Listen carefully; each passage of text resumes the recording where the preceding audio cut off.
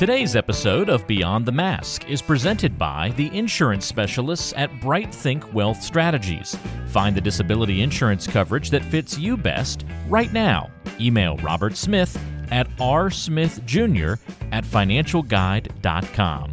The show is also made possible by the team at CRNA Financial Planning. Get a free consultation today to be guided through the complexities of investing and financial planning. Just visit crnafinancialplanning.com. We'd also like to thank Helping Hands and OSA EMR for their support of the show. And don't forget, listening to our podcast can earn you Class B credits. For more information on how you can submit them, check out the CE Credit tab on our website, beyondthemaskpodcast.com. Welcome to Beyond the Mask, Innovation and Opportunities for CRNAs, with Jeremy Stanley and Sharon Pierce. We know you spend your day caring for your patient's best interests. On our show, we want to care for you. Join us as we leave the operating room and learn the latest in the CRNA industry. Beyond the Mask starts in 10, 9, 8, 7.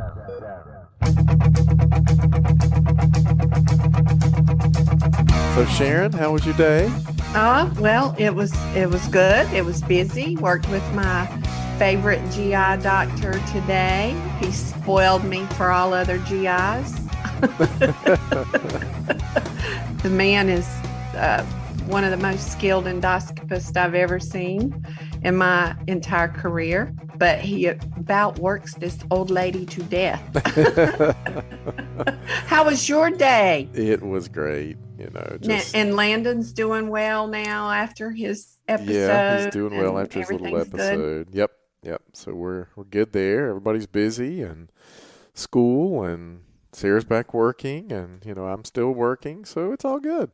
There you go. Yeah. She went back to work since the kids are going back to school. Yeah. So she's working again. So she's not there whenever you come home to rub your feet and your back and draw your bath or anything now that made her go back to work? It doesn't work that way, even when she's not working. I don't know, maybe I've got something wrong, but we won't go there. If I didn't have to work, maybe I would do that.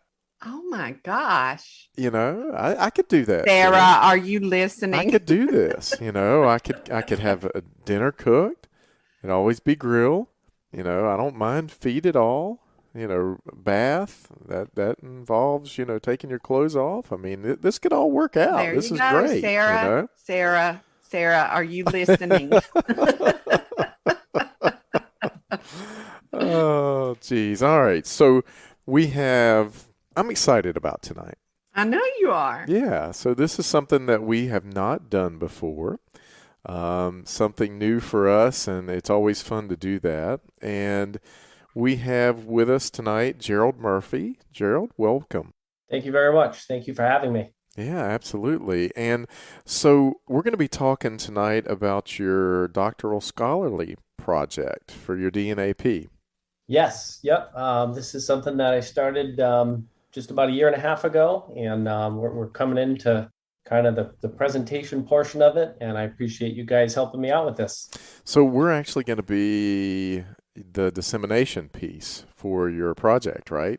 Yes. So my manuscript, I'll be submitting that in another 6 weeks, and that'll be most of the work complete for the doctorate of nurse anesthesia practice. And I'm here tonight to talk to you guys about my project, some of my findings, and some recommendations for students transitioning into the profession of nurse anesthesia. Yeah, so transitioning from SRNA to CRNA. So do we tell Gerald what he started, Jeremy? I don't know. Maybe you can fill him in because you've been kind of heading that up more than I have. So I don't know that Gerald knows this, but Marianne Cosgrove, your program director, was on the podcast talking about her project about ambient OR noise. And then she emailed me to ask me if we could let you do the podcast for your dissemination piece. And I thought, oh my gosh, why have I not thought about this before? Especially considering I graduated in 2021 with my doctorate. I went back at a little bit of an older age, more seasoned. Of course, in my defense, they didn't even have a DNP whenever I got out of school. And so we've put together a committee now, and we will be doing 6 of these a year. We have a committee that's going to evaluate all the applications of students from across the country if they want to use Beyond the Mask as their dissemination piece. So you are the first of many to come later. So we have to thank you for that, Gerald. So you're our guinea pig. Wow. No pressure there, not at all.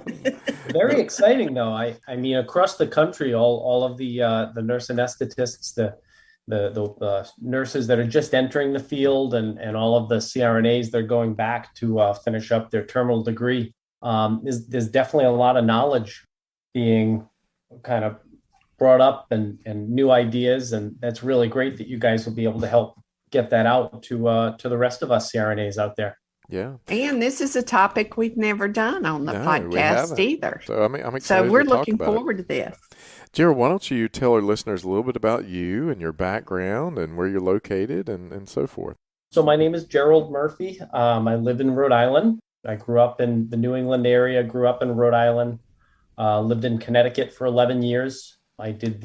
When I got accepted into anesthesia school, it was the St. Raphael's School of Nurse Anesthesia, but that transitioned to the Yale program just before I started. So I graduated with my master's degree and completed the Yale New Haven Hospital School of Nurse Anesthesia program in 2016. And I've been working in Rhode Island, Massachusetts, and Connecticut since then. The nice thing about living up in New England is you've got the other states so close by. So just the other day I was in Massachusetts, today I was in Rhode Island, and tomorrow I'll be in Connecticut working. So it's always a lot of fun kind of seeing the different way things are done and traveling around. So I live here. And you only had to drive 5 minutes, right? No, I'm teasing. Pretty close. I mean, 30 minutes away, so pretty close. That's not bad. So, Gerald, why don't you tell our listeners a little bit about your topic and why this is important? So the topic that I chose to work on was something that I was pretty passionate about. I feel very strongly about taking care of patients, advocating for patients, and really doing an exceptional job. And as a student, going from a nurse anesthesia student, graduating, getting certified, and going out and working on your own, sometimes it can be very overwhelming. I had the opportunity to work with a lot of students in Rhode Island. One of the hospital programs closed down, and my site absorbed 2 years worth of students. So I was working with students almost every single day. And I really developed a passion for trying to help them kind of get through the process of transitioning into their own practice and really being on their own in the profession of anesthesia. So when you completed anesthesia school, you've got something to compare this to, I bet. You felt like something was lacking and you wanted to do better, or tell us a little bit about that. When I came through school, I loved my program, my classmates, my preceptors, the CRNAs, the anesthesiologists that I worked with. That program, I feel, prepared us very well. And when I left there and went to I left Connecticut and I went to Rhode Island to work, I felt like anesthesia-wise, I was very strong. I was very comfortable giving the anesthesia in the operating room. But I do remember the stress, the difficulty of kind of navigating a new place, different people, different surgeons, different everything, and trying to kind of mesh that in with my anesthetic practice. And so when I was working with students as a preceptor, I always kind of tried to put them in a slightly different kind of situation and kind of get them thinking about not just the anesthesia piece, but all the pieces of being a CRNA. So in your bio, you talked about being passionate. And why are you passionate about the transition from SRNA to CRNA? I found that a lot of the students that I watched go through the program, it was very stressful for them, finishing up school, getting ready for their certification exam, the NBCRNA, and looking for new places to work, new places to move to. And I wanted to do something that would help to guide them on a day-to-day basis. I recall just the overwhelming sense of being alone in the operating room, not in the operating room, but making all the decisions, making all the calls, making all the parts of the anesthetic after graduating. So I think back to those SRNAs that were struggling getting ready for making that transition. And I think about the overwhelming sense that I had of responsibility for people without my preceptors there. And I really wanted to find out what's the best way to develop that sense of professionalism in new CRNAs and how they can get up to speed as quickly as possible. So in your review of the literature, which I'm sure you had to do, what did you find as far as maybe other APRN groups, because I'm sure it's not explored in great depth in our literature. I could be wrong. Sharon, you're absolutely right. When I started looking through the literature, a problem that I found pretty quickly was that it seemed there was very limited information focused on that CRNA transition. And what's funny is already in just the past 6 months since I really started to hammer the literature, I've already seen other articles, other discussions, other things. So this is a topic that's very relevant right now. There's a lot of research going on, and I think there's going to be a lot more information that can come of this in the future. Kind of my seminal piece that I started with was a work in 2017 in the AANA journal, and this was from Andy Tracy. He did a qualitative study. He interviewed 15 CRNAs, and that was kind of the only piece that I had to start with initially. And I kind of went from there, and I branched out and I looked at other APRN practice and even registered nurses finishing up nursing school and going into the profession of nursing, because there is a similar transition piece from going from the support and kind of the oversight of being a nurse and then being on their own, working on the floor once they're licensed. Well, I got out of nursing school a long time ago, but believe it or not, I went into a mentorship program that I went to work in a tertiary care facility, level 1 trauma center, and they had a program that you could apply for. And I went into it, and I think it was 38 years ago, but I think it was 3 months long. And I got to go work in several different places in the hospital.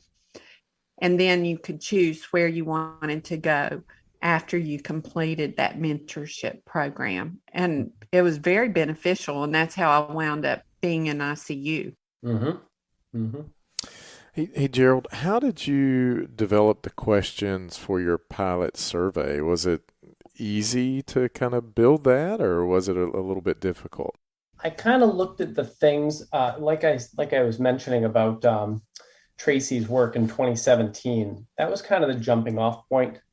And when I looked at the other works, looking at APRNs, nurse practitioners, nurse midwives, a lot of the focus was just like Sharon was just talking about, those mentorship programs, those preceptorship programs that are available in some locations. Nurse practitioners in particular, they go through their program, they have a little bit broader of a base that they're learning about. So when they come out as certified APRNs and they start working as nurse practitioners, there's a much steeper learning curve.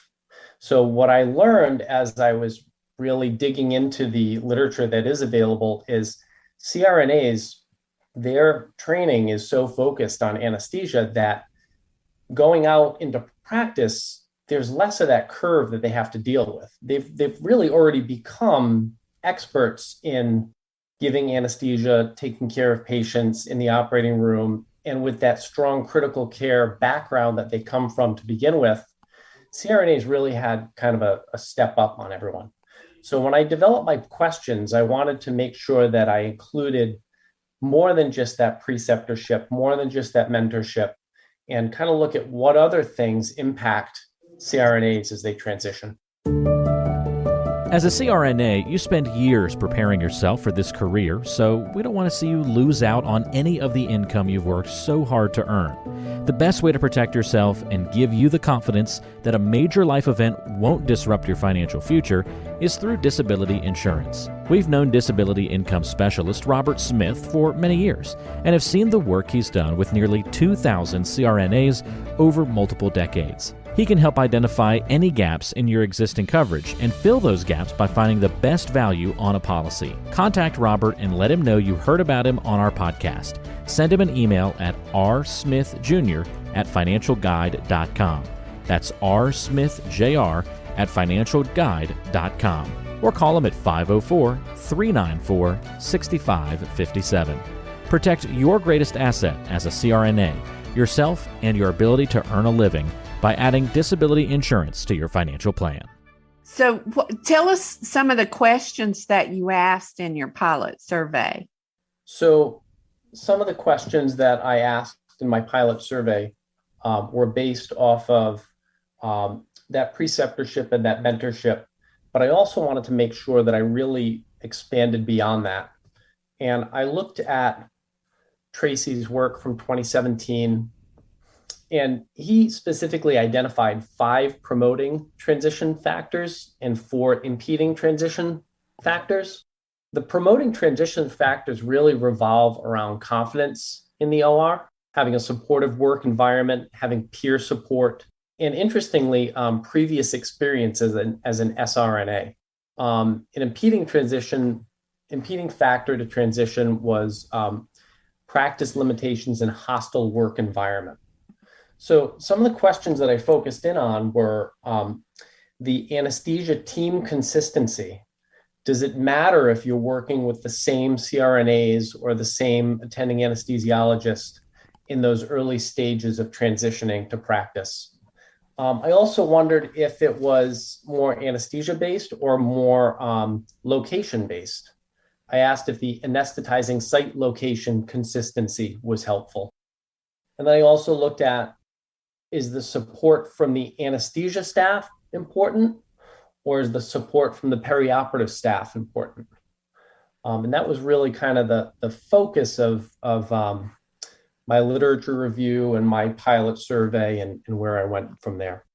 So you've worked with students on a pretty regular basis in the clinical setting, and were you able to corroborate what you see in senior SRNAs with what new CRNAs perceive as important factors as they transition into practice?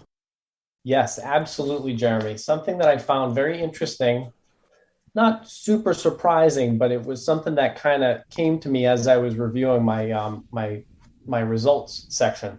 A lot of the questions that revolved around the anesthesia support were mostly looked at as somewhat important, whereas the parts that revolved more around the environment and the perioperative staff support and assistance and consistency, those were seen as very important or most important in some of my results section. And that was something that really reverberated with me from working with students. I recall as they were finishing up school, a lot of them were really looking beyond just the anesthetic they were doing, and they were paying attention to the other things going on around them as well, as far as who the surgeon is, even who like the circulating nurse in the room was, because there are cultural differences, even from not just from one facility to another, but just from one room to another. And I saw that my students that seemed to be more ready for that jump to independent anesthesia, they were more in tune to those cultural aspects of the anesthetizing environment. Interesting. I'm trying to think back whenever I first got out of school. I went to work in a small rural hospital, 90 bed. They only had 4 CRNAs there. We had 2 anesthesiologists there. but to me, I always, it was important, the anesthesia team. I still remember a fairly new CRNA there who kind of took me under her wing to Nina Parks. And she helped me along. And then I had an older CRNA who started giving anesthesia the year I was born. I'm just glad you didn't call Nina an older CRNA, because we'd have had a lot of flack on that one. No, I would not do that. She's actually about my age. She had just been given anesthesia she's about a year or so longer than me. So, but that was real important to me. But I mean, it was a small OR. So I guess it was probably more important to me than I remember. Now, my only orientation was my first case. The ologist come and watched me from the door while I put my first patient to sleep. He goes, looks like you know how to do that. And I never saw him again. I took my second patient in the room and I kept hearing this noise in my ear, and it was my own heartbeat. Wow. I was scared. Well, the only thing I can equate that to is I remember the first time that I drove a car on the road by myself. I remember it as clear as day. I was driving around. I had my learner's permit. I went and got my license, and I had to take my mom to work that morning. And I remember she got out, and I dropped her off because I was using her car at the time, as I hadn't got one yet. And she got out of the car, and I backed up, and I thought, holy crap, there's nobody in here with me. And I pulled out, and I was scared to cross the road. Yeah, but tell them you were 30. Failure to launch. No, and I crossed the road, and I didn't want to pull out. And then, I kind of got to the stoplight. I was like, crap, this is kind of fun. I turned the radio up, turned the windows down. I was like, this is cool, man. I got this. And I can only imagine, as a new SRNA, that feeling of, oh, crap. But then your intuition, what you've learned, just sort of takes over, and you kind of fall in the groove. And is that kind of your experience, Gerald, as well? I mean, do you remember when you transitioned and your first case and what happened at that point? I definitely remember it even more as a student. That's a big step in the training process, is you have a CRNA with you all the time, and then one day you don't. Yeah. And certainly, yes, standing in the machine, standing at the head of the bed, looking around, being like, okay, like this is on me. Like, yeah, I gotta figure this out. I gotta do it. Yeah. Yeah. Wow. That was a perfect analogy, though, Jeremy. Well, thank you, Sharon. Good. Well, that's kind of what I thought. As soon as you started talking about that, and Gerald was talking, that's what I thought. I was like, oh, I know that feeling. I mean, I know, it's kind of like the first time, I ever did $1 million trade for somebody. I was going to ask you the first big trade. And you're like, oh, crap, it's $1 million. And it's somebody else's. Holy crap! What if I screw this up? And now I can do it. I don't even think about it. I mean, it's just $1 million. It'd be 70 or 80, $100 million, $200 million. I don't even worry about it anymore. It's all relative. So, but yeah. Wow. So Gerald, do you think as you've kind of done this background, and you've obviously come through the process and so forth, do you think our anesthesia programs are doing a good job preparing SRNAs for this, pretty big transition from being a student? Not only are you're mostly always supervised. I say mostly because I know sometimes students pretty much are doing the whole cases, especially the seniors, to a point where it is all on you. And do you think they're doing a good job preparing students? Yes, Jeremy, I think they definitely are. I wanted to kind of jump back to what Sharon was just talking about. Okay. With when she started, recalling back to kind of being in that small environment and appreciating the peer support from her anesthesia colleagues.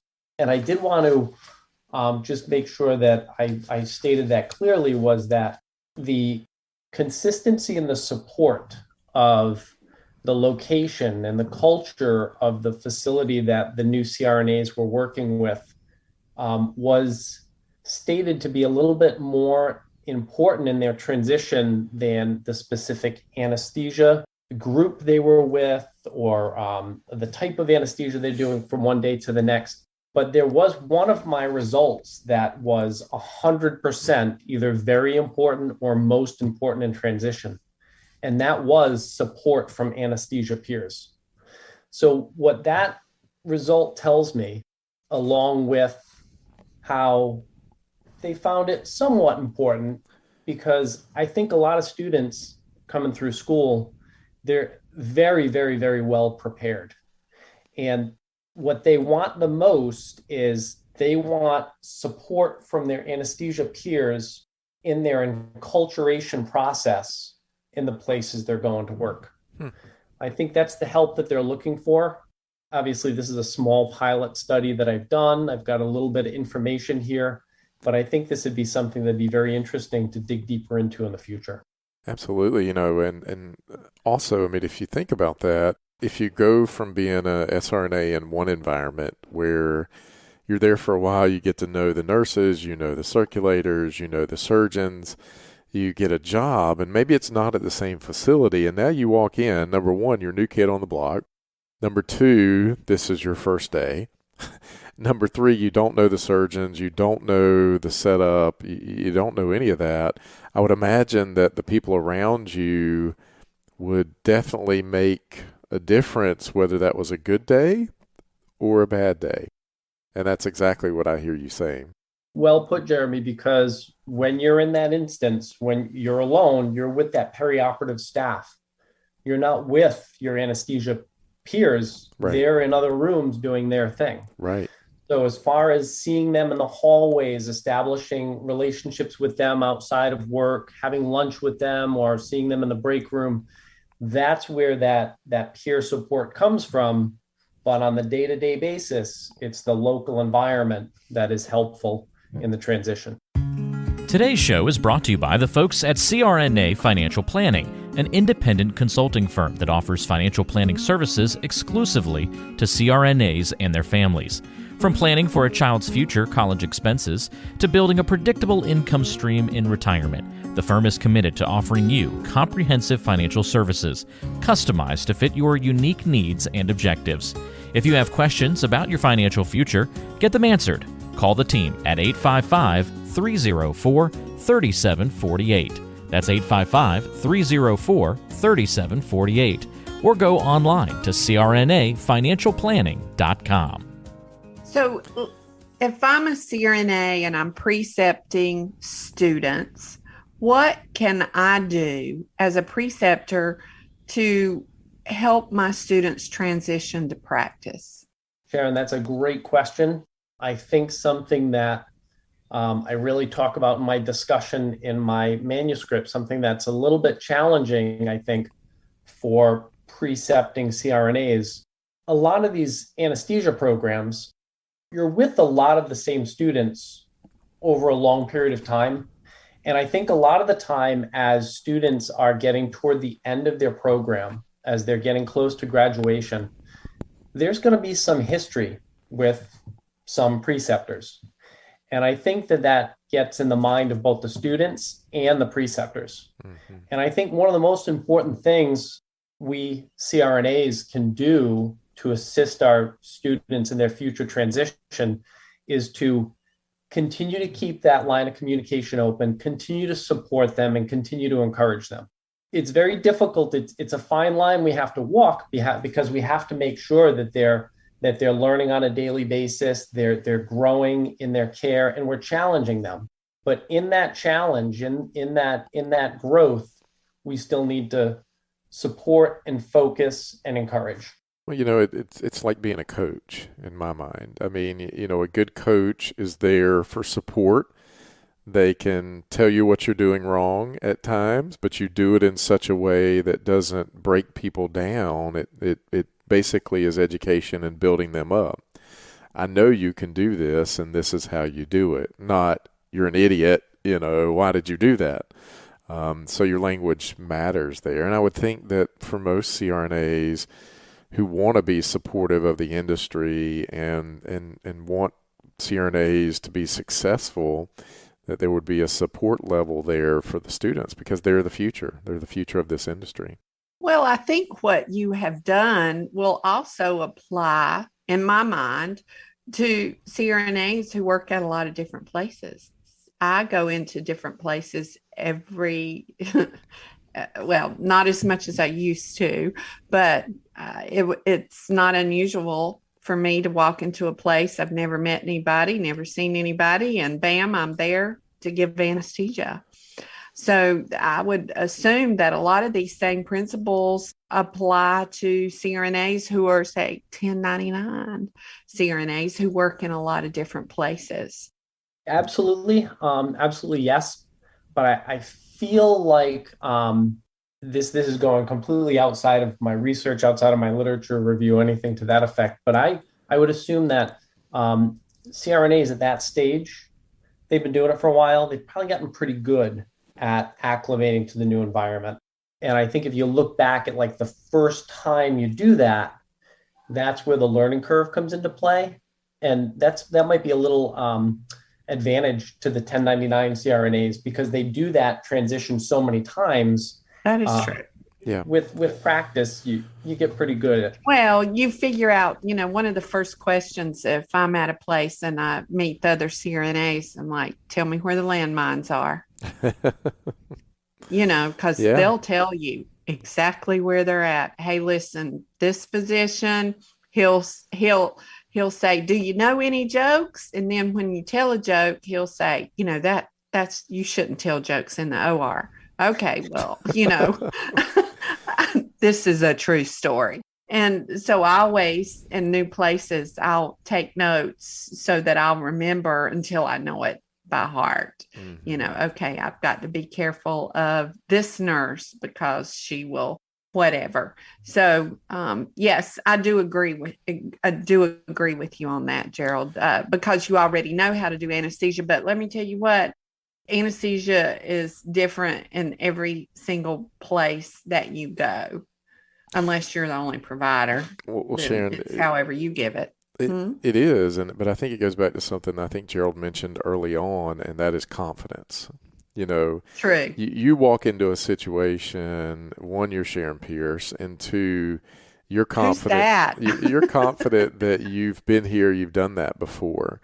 As a student, I think that there is a confidence there, obviously, for all SRNAs and CRNAs, but there's always that, am I really good enough? Am I really prepared? Do I have what it takes? And until you do it, you don't really get to build that confidence. Now, you don't want to overstep and be cocky, because everybody will shut you down if you're cocky, but having confidence is good. And it just need to build upon that confidence. And Sharon, I can't see you in a place where you're not confident giving anesthesia. I just wouldn't imagine that. Well, I will tell you, whenever I first went back to the hospital after 16 years, the first patient, I couldn't intubate them. And I knew as soon as I looked, I go, uh-oh, this is a problem. So they pulled a glide scope out, and I was honest, When I left the hospital, there was no such thing as a glide scope. And I looked at the ologist. Now, mind you, I hadn't worked with an ologist in 16 years either. I'd been working by myself. And I looked around and I said, well, I've never used one of those before. He said, you want to try it? I go, yes, I do.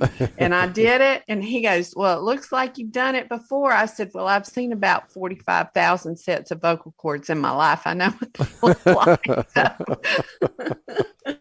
It's okay. But anyway, back to what we're really talking about. Let's talk about those SRNAs. What advice would you give to them, Gerald? Well, Sharon, Jeremy just kind of made the connection once again. The confidence. He's smart. He's very smart. I think the confidence is king.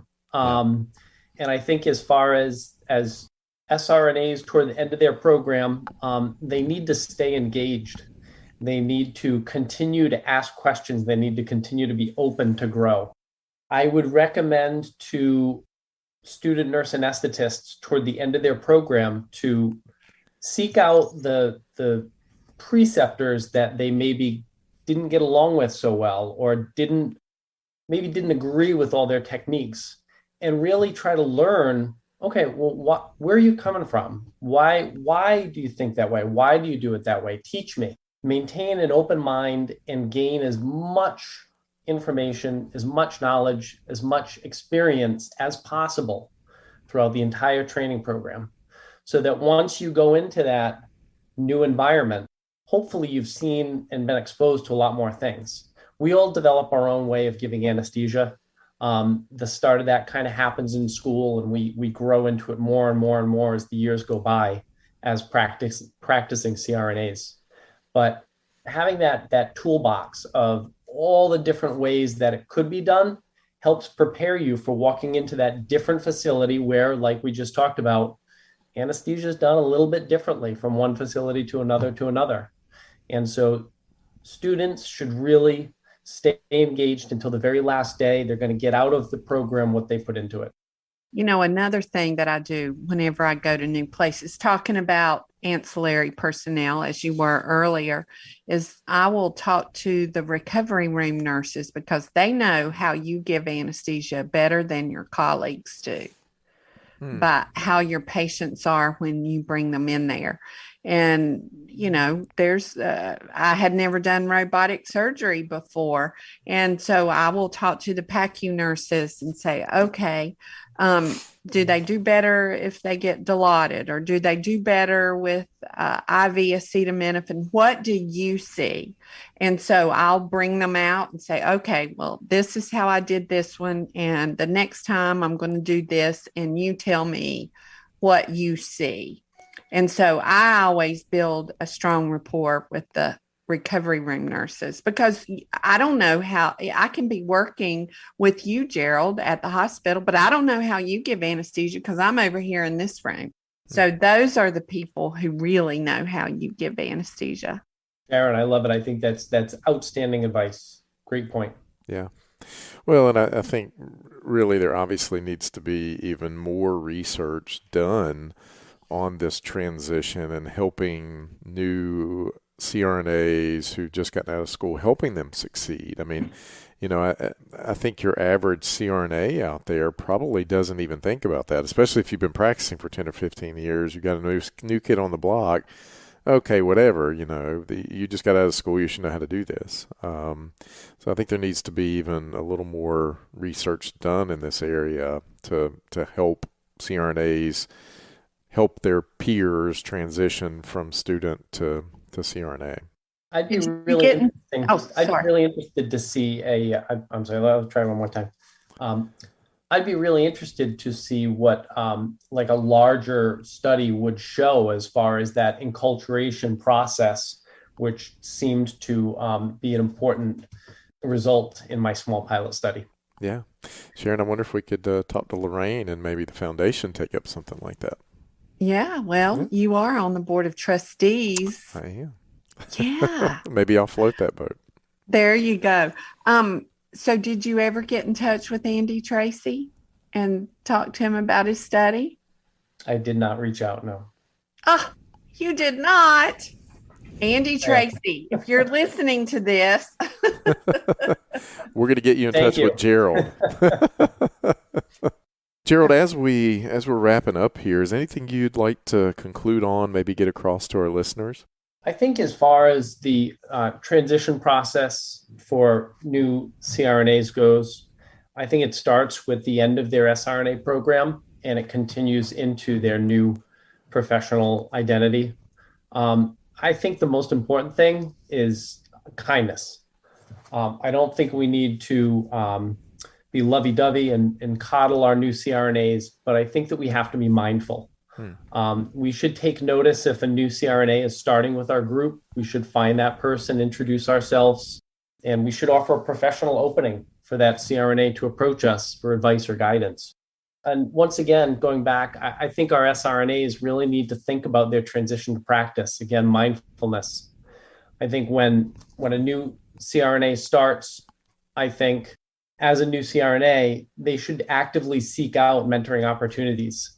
Even just a short discussion with an experienced peer to get some guidance or reassurance to boost confidence and advance that transition process forward, I think would really be one of the best things that new CRNAs could do. And then finally, once again, I think we should continue to support further research in the area. Transition into practice is a hot topic right now, and there's been a lot of discussions and forums that we've seen in the last year. Hopefully some academic folks will pick up on these preliminary findings and continue to build on them and form some really robust guidance and recommendations for the future. Well, I think that's a great conclusion. I think there's a lot to be built off of in this topic, Gerald, and we want to thank you for bringing this to our listeners and wish you all the luck in the future and kind of finishing up your DNAP here. And we want to thank you for being on the show and taking this to a next level for us, because you're going to be the first person that we've done this with, and we're excited about it, and we want to help more people get their information disseminated out there as well. So thank you. Thank you so much. I'm looking forward to hearing some of these other doctoral projects in the near future too. Absolutely. Very exciting. Absolutely. Well, Sharon, I think it's a wrap. I think so. Well, we want to thank our listeners for listening to Beyond the Mask with Jeremy Stanley and Sharon Pierce. I said it really fast You this did say time. it really fast. Sharon, if they like our show, they want to help us grow, what can they do to help us grow? Well, the best way to help us grow is to leave us a review, but make it positive. There is way too much negativity in this world already. Absolutely. We're in the top 50 medical podcasts in the country, on our way to number 1, just like we are in the CRNA community. We are now the number 1 podcast for CRNAs in these here United States. We want to be number 1 overall, and Absolutely. We owe it all to our listeners. We couldn't do it without you. And let us know if there's other topics or things you want to hear about, or you know other great CRNAs out there who are doing wonderful things. Let us know, and we'll have them on the show. We sure will. Until next time. It's a wrap.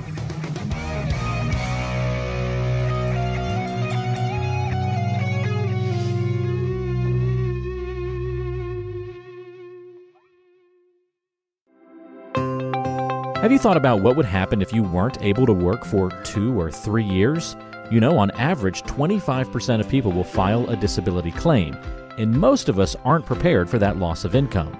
Every CRNA needs to protect their biggest asset, yourself, and your ability to earn with a disability insurance policy. We recommend contacting Robert Smith, a master disability insurance specialist with more than 30 years of experience and 1,800 CRNA clients, to find the coverage that fits you best. The best way to do that is to send him an email at rsmithjr@financialguide.com. That's rsmithjr@financialguide.com, or call him at 504-394-6557. Beyond the Mask is made possible by the team at CRNA Financial Planning. With almost 2 decades of experience, the firm guides CRNAs through the complexities of investing and financial planning. Schedule a free consultation today by calling 855-304-3748 or go online to crnafinancialplanning.com. Hi, this is Jackie Rolls, President of the International Federation of Nurse Anesthetists and President and founder of Our Hearts, Your Hands, a global anesthesia support community that takes donations to allow nurse anesthetists in low and middle income countries to go to educational programs, to buy equipment or textbooks. Your donations are tax deductible, and we would appreciate your support. OSA EMR is a free anesthesia EMR developed by CRNAs that you can download and use on an iPad. Our nonprofit mission is to make sure that solo and small practice CRNAs can digitally record their anesthetics. To learn more, visit osaemr.com to download and consider donating to our cause. Remember, for CRNAs, data is destiny. Be sure to subscribe to the show on Apple Podcasts, Google Podcasts, Spotify, Stitcher, and anywhere you like to listen to shows. Also be sure to check out BeyondTheMaskPodcast.com. Each episode is posted there with a corresponding blog post, and we timestamp important parts of the episode to help you quickly get to the content you're looking for. Also check out the special series section on the site. You can follow along and catch up on the CRNA History Series, episodes specifically about political conversations in the industry, or try the CRNA Personal Finance Series. It's all on BeyondTheMaskPodcast.com. And if you have a question for the show or want to be a guest, or even suggest a particular topic, fill out the contact form on the site or send an email directly to us at info@BeyondTheMaskPodcast.com. And lastly, let's take the conversation social. Check out our Beyond the Mask podcast Facebook page and Facebook group.